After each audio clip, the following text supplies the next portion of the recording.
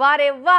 అదృష్టం అంటే గట్లుండాలి మళ్ళా రాత్రికి రాత్రే కరోడ్పతి అయిండు వల్ల గా మధ్యప్రదేశ్లో ఆయనే మన ఆంధ్రాల కర్నూలు అనంతపురంకెళ్ళి వానలు వడంగానే వజ్రాల వేటకు పోతుంటారు చూడు అగో గట్నే గా మధ్యప్రదేశ్లో కూడా వజ్రాల వేట నడుస్తుంది ఇక చూడు కిస్మత్ ఎట్లా కలిసి వచ్చిందో గీ అన్నకు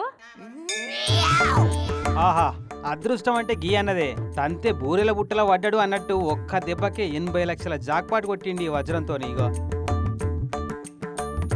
మధ్యప్రదేశ్ రాష్ట్రం పన్నా జిల్లా కృష్ణ కళ్యాణ్ నగర్ ఏరియాలో దొరికిందట ఈ వజ్రం పట్టుకపోయి అక్కడి జిల్లా వజ్రాల కేంద్రంలో డిపాజిట్ చేసి జోకిస్తే 19 క్యారెట్ల 22 సెంట్లు ఉందట మరి ఎంత వస్తుంది సారు దీనికేనంటే ఎంత లేదన్నా ₹1 కోటి మీదనే ఉంటది అల్కగా 80 లక్షలు రావచ్చని చెప్పిండి అధికారి ఇక చూసుకో కిస్మత్ గులాయించింది ఒక్క దెబ్బకే అర్రాసి పెట్టి అమ్ముతారట వజ్రాన్ని ఇక మరి వచ్చిన పైసలతో ఏం చేస్తావు రాజుగౌడు అని అడిగితే अब लड़का बच्चा पढ़ रहे सर उसमें लगाएंगे अगर कहीं थोड़ा जगह जमीन बन जाएगी